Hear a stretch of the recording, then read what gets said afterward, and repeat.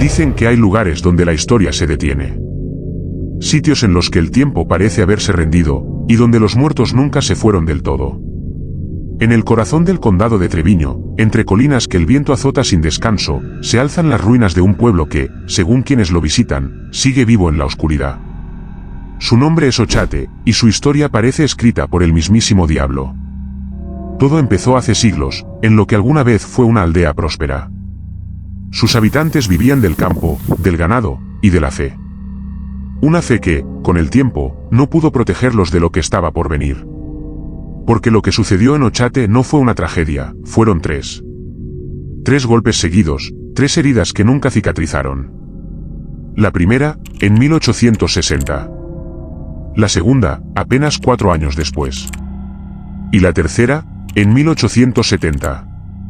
3 epidemias, viruela, tifus y cólera, que arrasaron con toda la población. Pero lo extraño, es que solo golpearon a Ochate. Ni los pueblos vecinos, ni las aldeas del valle, ni siquiera las casas más cercanas sufrieron el mismo destino. Era como si la enfermedad tuviera nombre y dirección. Las crónicas de la época son escasas, pero las pocas que existen coinciden. La gente empezó a enfermar de repente, a caer en mitad del campo, a delirar antes de morir. Los cuerpos se amontonaban en fosas improvisadas mientras el sonido de las campanas, la última señal de vida, se apagaba lentamente. Y entonces, el silencio. Un silencio que, dicen, nunca volvió a irse. Durante décadas, Ochate quedó abandonado. Solo el viento y las ruinas recordaban lo que una vez fue un pueblo. Pero los que se atrevieron a volver, comenzaron a escuchar cosas. Voces en mitad de la noche. Campanas que sonaban sin cuerda. Luces en los campos, como si alguien caminara entre los muertos. El miedo creció tanto que algunos empezaron a llamarlo el pueblo maldito. Y pronto, la historia de Ochate pasó de boca en boca, de generación en generación, hasta convertirse en uno de los mayores misterios de España. Con los años, investigadores, periodistas e incluso curiosos se adentraron en sus ruinas. Algunos buscando respuestas. Otros, sensaciones. Y lo que encontraron, fue algo que nadie ha podido explicar.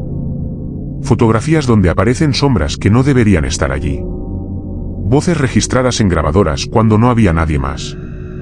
Una figura, alta y delgada, que algunos aseguran haber visto de pie junto a la iglesia derruida. Y una palabra, repetida una y otra vez, en psicofonías grabadas en distintos años. Kanpor. En euskera, significa fuera. Como si algo, o alguien, no quisiera visitantes. Con el paso de los años, Ochate se convirtió en una herida abierta en el mapa. Un punto perdido entre los montes de Burgos que, pese al tiempo, seguía atrayendo desgracias. Los pocos que regresaron para reconstruir el pueblo no duraron mucho. Las cosechas morían sin explicación. Los animales huían al caer la noche. Y algunos vecinos aseguraban ver figuras moverse entre los muros cuando el sol se ocultaba. En 1920, un pastor llamado Domingo Goicoechea desapareció sin dejar rastro. Solo encontraron su cayado, clavado en la tierra, junto a la iglesia semiderruida de San Miguel. Nunca se supo qué ocurrió. Pero los ancianos del valle decían que el pueblo había cobrado otra víctima. Décadas después, en 1981, un grupo de jóvenes de Vitoria decidió visitar Ochate una noche de verano. Querían demostrar que las leyendas eran simples cuentos. Llevaron cámaras, linternas y una grabadora. Durante horas no pasó nada. Hasta que una de las chicas, al revisar la cinta, escuchó algo imposible. Una voz gutural, como un susurro entre las piedras, que repetía en bucle la misma palabra. Kanpor. Aquella grabación, conocida como la psicofonía de Ochate, se convirtió en una de las más famosas de España. Programas de radio, investigadores paranormales e incluso parapsicólogos acudieron al lugar atraídos por el misterio. Pero lo que hallaron allí fue más inquietante de lo que esperaban. En 1982, el periodista Prudencio Muguruza, uno de los primeros en hablar de Ochate en los medios, publicó una fotografía tomada cerca de la iglesia. En ella se ve una columna de luz descendiendo del cielo, iluminando las ruinas. Muchos aseguraron que era un ovni. Otros, una señal divina. Y los más escépticos, un simple defecto de la cámara. Pero lo cierto es que, desde entonces, Ochate dejó de ser solo un pueblo maldito, pasó a ser un epicentro de lo inexplicable. Grupos de investigadores comenzaron a organizar expediciones nocturnas. Las grabadoras recogían murmullos, lamentos y sonidos de campanas inexistentes. Las cámaras captaban figuras translúcidas moviéndose entre la niebla. Y casi todos los que pasaban allí una noche coincidían en algo. La sensación de estar siendo observados. Algunos hablaban de energías residuales, de ecos del pasado atrapados en el aire. Otros, de un portal, una grieta entre mundos abierta por el sufrimiento de sus habitantes. Y no faltaron quienes afirmaban haber visto a los propios muertos del pueblo caminando entre las tumbas. Los científicos intentaron ofrecer explicaciones racionales. Microvibraciones, corrientes de aire, el efecto del viento sobre los restos de la iglesia, sugestión colectiva. Pero ninguna teoría consiguió explicar por qué las psicofonías captadas en distintos años repetían siempre las mismas voces, las mismas palabras. Algunos incluso aseguraron que los equipos electrónicos se apagaban sin razón. Las brújulas giraban sin norte. Y las linternas, recién cargadas, se apagaban al llegar al cementerio.